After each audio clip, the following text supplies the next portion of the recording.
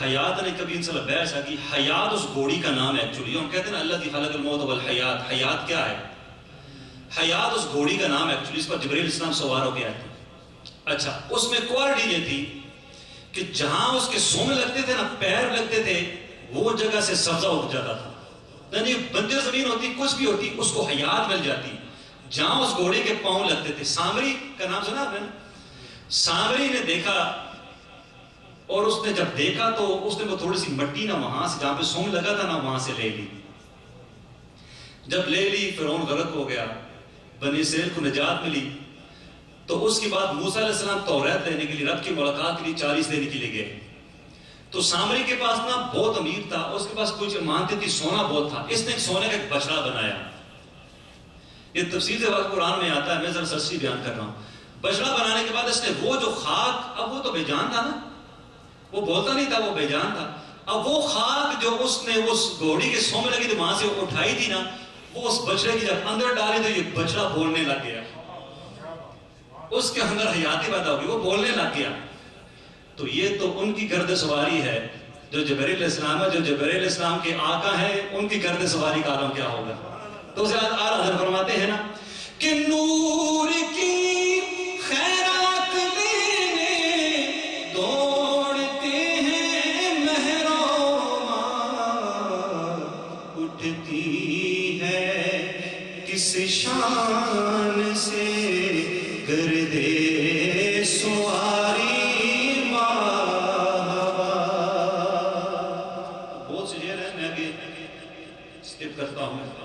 اعلیٰ حضرت فرماتے ہیں اس طرف روزہ کا نور، اس سمت منبر کی بہار، بیچ میں جنت کی پیاری پیاری پیاری واہ. یہاں پر ایک بہت پیاری بات آپ کو لگا میرا ساتھ. یہ جو ممبر ہے نا نبی صلی اللہ علیہ وسلم نبی میں، اور آپ کا جو اس وقت حجرہ تھا، حجرہ عائشہ تھا، یعنی کہ آپ کا شانہ نبوت اور ممبر شریف، اور اس کے درمیان والی وجہ کیا ہے؟ نبی صلی اللہ علیہ وسلم میں جنت کے باغوں میں سے ایک باغ ٹکڑوں میں سے ٹکڑا ہے. تو جہاں ریاض الجنہ سے کہتے ہیں نا، اور جہاں پہ بندہ کا دل چاہتا ہے. مسجد نبی کتنی بڑی ہے، لیکن بندہ کا دل چاہتا ہے یار کہ وہاں جا کے سجدہ دوں جہاں قدم مصطفیٰ لگے. یہی بات ہوئی نا. اس کو جنت کاری کیوں کہا گیا؟ اس لیے کہ بار بار بار بار نبی صلی اللہ علیہ وسلم کی قدمائے مبارکہ وہاں لگے ہیں. تو جہاں قدمائے مبارکہ لگے تو وہ جنت کی کیاری بن جائے. تو جہاں جسم اقدس موجود ہے اس کا عالم کیا ہوگا. تو آپ حضرت فرماتے ہیں نا کہ اس طرف روزے کا نور، اس سمت منبر کی بہار، بیچ میں جنت کی پیاری پیاری پیاری واہ. مکتبے میں آتا ہوں، میں نے تھوڑا سا تراویح کے بارے میں بتانا ہے انشاءاللہ عز و جل. اعلیٰ فرمانے کا واہ واہ، بعض کو کہتا ہے نا واہ واہ کتنی اعلیٰ چیز ہے.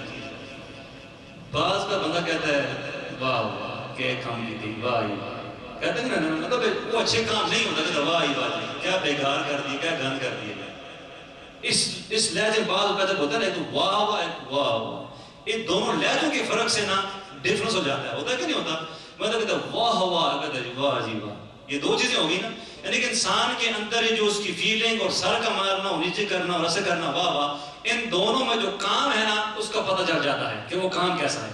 اعلیٰ حضرت نے ساری بات واہ واہ کی جی، پھر اپنی واہ واہ کی بات کی. اور بات کیا کرتے ہیں سنیے. کہتے ہیں کہ پارائے دل بینا نکلا دل سے تحفے میں رضا، ان سردانے کو سے اتنی جان پیاری واہ. فرماتے ہیں اے رضا تو مدینے گیا تھا، اپنے آپ سے رضا کر. جب آگے کی بات ہوئی تو واہ واہ واہ واہ واہ واہ، وہ بات ہی واہ والی ہے۔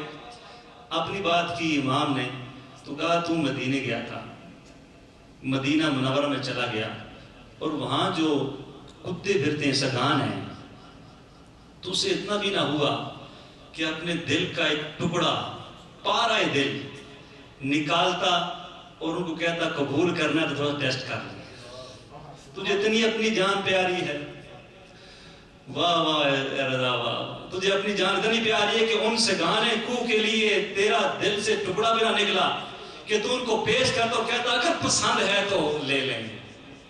یہ آلہ کا عشق دیکھیں، آقا کریم رؤوف الرحیم صلی اللہ علیہ وسلم بڑی ذات ہے، آپ کا مدینہ نور علی نور ہے، وہاں پہ جو حضرت ابوبکر صدیق ہیں، فاروق اعظم ہے، وہ نور علی نور ہیں، اور وہاں پہ ہزاروں کی حساب سے وہ جو صحابہ کرام آرام فرما رہے ہیں وہ نور علی نور ہیں، وہاں پہ جبل احد ہے وہ نور علی نور ہے، وہاں ممبر ہے وہ ریاض الجنہ وہ نور علی نور ہے، وہ احد پہ چلے جائیں، وہ احد کی زمین جس کے اندر مکی میرے حمزہ پیا میں مدینے جائیں، وہ نور علی نور ہے، وہ امیر حمزہ وہ نور علی نور ہیں۔ فرماتے ہیں وہ جو سگان کو ہیں، وہ جو مدینے کے کتے ہیں، مدینے کی گلیوں میں چلنے پھرنے والے کتے ہیں، ان کو دیکھتے ہیں، کہتے ہیں کہ تو اتنا بھی نہ ہو سکا کہ اپنے دل سے تو ایک ٹکڑا نکالتا دل سے اور نکال کے انہیں دیتا اور کہتا اگر پسند ہے تو اس کو قبول فرما دیں۔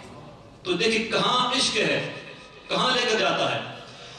پارائے دل بھی نہ نکلا دل سے تحفے میں رضا، ان سے گانے کو سے اتنی جان پیاری ماہوا، ان سے گانے کو سے اتنی جان پیاری ماہوا، کیا ہی ذوق افزا شفاعت ہے تمہاری ماہوا، قرض لیتی ہے گناہ پرہیزگاری ماہوا۔ جزاک اللہ خیر، اللہ کو خیر عطا فرمائے۔ آپ نے محبتوں کے ساتھ کلام رضا سنا، اللہ امام اہل سنت کی کروڑ رحمتوں کا نزول فرمائے، اور آپ کا جو فیض ہے اور حقیقت میں آپ کا جو مشن ہے اس پر کام کرنے کی توفیق عطا فرمائے۔ اہل سنت والجماعت بہت مشکل حالات میں اگر یقین مانیں، اگر عقائد کی حفاظتی ہماری ہو جائے تو یہ بہت بڑی بات ہے، اور اعلیٰ حضرت وہ کام کر گئے ہیں، ورثہ تو بتا گئے ہیں کہ جو کہ حفاظت عقائد کے لیے ہے، لیکن اگر اسے سمجھے، اعلیٰ حضرت صرف ایک رول بتایا ہے، فرمایا جو رسول اللہ صلی اللہ علیہ وسلم کا ہے وہ میرا ہے، جو رسول اللہ صلی اللہ علیہ وسلم کا نہیں ہے وہ میرا نہیں۔ اب اس کا ہرگز مطلب نہیں، تو بعض لوگ سوچتے رہتے ہیں نعوذ باللہ کوئی رسول اللہ کو گالیاں تھوڑی نکالتا ہے، کوئی رسول اللہ کو کوئی برا بھلا تھوڑی کہتا ہے، اور اس طرح کہتا بھی کوئی نہیں، لیکن ایک عجیب سا معاملہ ہے کہ وہ بندے کو لیتے ہیں، کوئی بھی ہیں، وہ 20 دن 30 دن 40 دن ان کے ساتھ رہتا ہے، تو 40 دن کے بعد وہ پھر میلاد شریف کو بدعت کہنا کو شروع کر دیتا ہے، وہ 40 دن کے بعد وہ 11ویں شریف کو شرک کہنا کیوں شروع کر دیتا ہے، یا نہیں کہتا تو ایسی محافل میں شرکت سے کیوں رک جاتا ہے، کیوں نہیں آتا، وہ کہیں تو فرق لگ جاتا ہے، کہیں تو وہ فکسنگ اور چینجنگ ہوتی ہے کہ جو اس بندے کو ان کاموں سے جو اس کا باوجود کرتے رہتے ہیں ان سے وہ رکاوٹ کا باعث ہو جاتی ہے۔ ایک جگہ پر یقین مانے یہ وہ باتیں ہیں جو پریکٹیکلی ہمارے ساتھ ہوتی ہیں۔ ایک جگہ پر ہم نے اپنے پہلے مختلف رسالے رکھتے تھے، تو سٹور والا پہلے رکھتا تھا، پھر وہ کہیں گیا واپس آیا، یقین مانے جھوٹ ہے، بہت اچھی بات ہے، اور میں ایسے نہیں کہہ رہا، پروف ہے میرے پاس، مطلب بھی موجود ہے، اس نے کہا جی اپنی چیزیں آپ یہاں سے لے جائیں، وہی اس میں اللہ کی بات لکھی ہے، رسول اللہ کی بات لکھی ہے، مطلب ہے کہ اس میں خرافات نہیں لکھے، کوئی غلط بات نہیں لکھی، لیکن عجیب سی انسان کے اندر ایک کشمکش اور اندر ایک توڑ پھوڑ ہوتی ہے جو بندہ تبدیل ہو جاتا ہے. یقین مانے ہم سالہ سال سے کہتے رہتے ہیں اگر عجیب معاملہ ہے, پھر بھی اللہ کو ذائقہ خیر عطا فرمائے کہ آپ کو ہمیں آپ برداشت کرتے ہیں, ہماری سننے کو تیار ہو جاتے ہیں. بہرحال آج فرض اعتقادی کسے کہتے ہیں؟ فرض کسے کہتے ہیں؟ مطلب فرض ہے, یہ چیز فرض ہے, یہ فرض ہے. تو شرعی اصطلاح میں اس کی کیا ڈیفینیشن ہے, اس کی کیا تعریف ہے, اور فرض کی کتنی اقسام ہیں, اس کے بعد کر کے انشاءاللہ میں آگے, کیونکہ میں نے کہا تھا آج تراویح کے جو رمضان آنے والا ہے چند مسائل انشاءاللہ جو آپ کو معلوم ہوں کہ لیکن اس کی ریہرسل ہو جائے گی انشاءاللہ عز و جل. یہاں پر بہار شریعت میں مفتی محمد امجد الیاز بھی رحمۃ اللہ تعالی علیہ فرماتے ہیں کہ فرض کی دو اقسام ہیں, کہ فرض اعتقادی, اس کے کیا معنی ہوں گے؟ فرمایا جو دلیل قطعی سے ثابت ہو, یعنی ایسی دلیل سے جس میں کوئی شبہ نہ ہو, اس کا انکار کرنے والا ائمہ حنفیہ کے نزدیک مطلقاً کافر ہے. فار ایگزامپل نماز ہے, نماز جو ہے یہ فرض اعتقادی میں ہے. ایک بندہ کہے نماز ہے ہی نہیں, فار ایگزامپل نماز ہے ہی نہیں, نماز کا انکار کر دے, تو اب یہ ایسا فرض ہے, فرض اعتقادی ہے کہ اس کا انکار کرنے والا ائمہ حنفیہ کے نزدیک دارہ اسلام سے خارج ہو جاتا ہے. لیکن ویسے وہ نہیں پڑھتا, وہ نماز نہیں پڑھتا, سستی کی وجہ سے نہیں پڑھتا, یا وہ اس پہ سستی کرتا ہے یا اس کی پابندی نہیں کرتا, تو اب اس کا جو ہے چاہے وہ ایک ہی کیوں نہیں ہے, قصداً چھوڑی, ایک بار اس نے چھوڑی ہے نماز, تو اب جب تک وہ توبہ نہیں کرے گا تو پھر تب تک اس کے بارے میں ہے قصداً ایک بار بھی چھوڑے تو فاسق و مرتکب کبیرہ وہ مستحق کے نار عذاب نار ہے جیسے نماز فار ایگزامپل.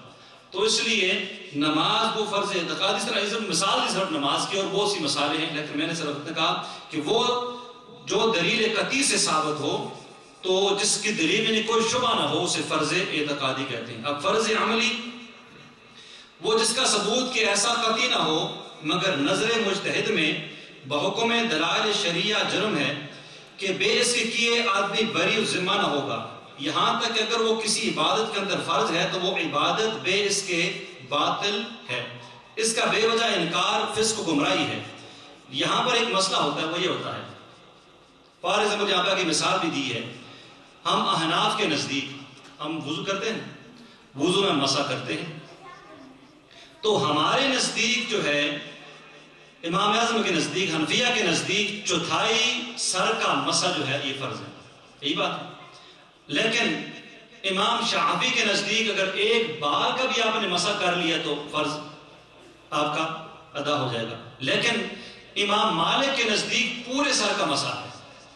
لیکن یہ سارے لوگ جو ہیں یہ مجتہد مطلق ہیں, مجتہد لوگ ہیں, لیکن آج کوئی شخص نہیں اختیار کر سکتا جی میں اپنے طور پر میں حدیث پاک پہلے پڑھوں گا اور اس میں سے میں اخذ کروں گا, کیونکہ یہ لوگ وہ ہیں کہ ایک ایک وقت میں ان کے سامنے لاکھوں حدیث ان کو زبانی یاد ہوتی ہیں, لاکھوں کی تعداد میں.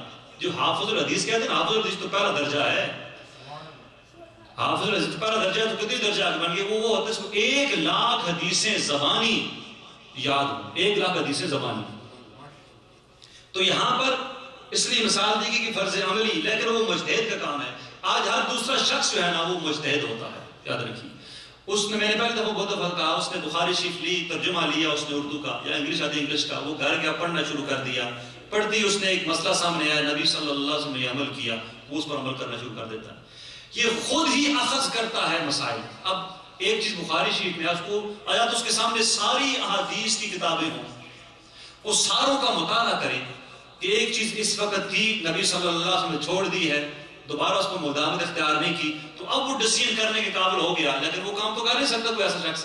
تو اس لیے جو مجتہدین نے مسائل اخذ کی ہیں قرآن و حدیث سے, آج اسی میں بہتری ہے کہ انہی پر عمل کر کے عمل کیا جائے اور اپنی زندگی کو گزارا جائے. لیکن بڑا ایک روٹین چل پڑی ہے یقین مانے, اور بہت سے لوگ اسپیشلی ینگ جنریشن, اور میں تو پہلے بھی ریکویسٹ کرتا ہوں اس بارے میں بھی ادر بھائی جو ہیں وہ ایسی چیزوں پر ہم بلائیں بھی تو ہمارے پاس کوئی نہیں, کس کو سکھائیں, کب سکھائیں, کیسے سکھائیں.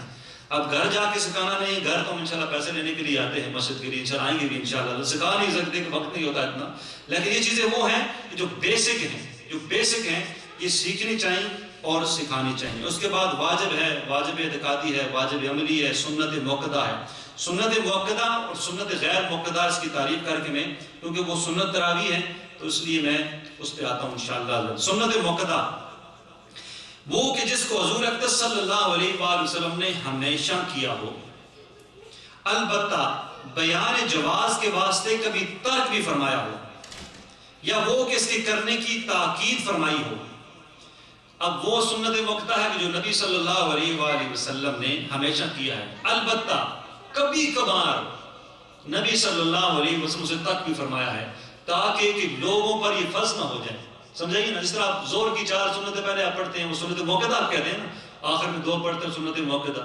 بعض لوگ فرض پڑھتے ہیں، جمعے بھی فرض السلام علیکم ورحمۃ اللہ، السلام علیکم ورحمۃ اللہ، دعا سے پہلے ہی وہ چلے جاتے ہیں، لیکن ہمارے ہاں یہ روٹین نہیں ہے۔ دیکھا آپ نے، موسٹلی لوگ رکتے ہیں اور سنتیں ادا فرماتے ہیں۔ اس کی کیا وجہ ہے؟ اس کی وجہ یہ ہے کہ ہمارے بیگ جو تھے نا، بیگ بون سے کہتے ہیں نا، انہوں نے ہمیں یہ چیز سکھائی ہوئی ہے۔ یہی بات ہے کہ نہیں ہے؟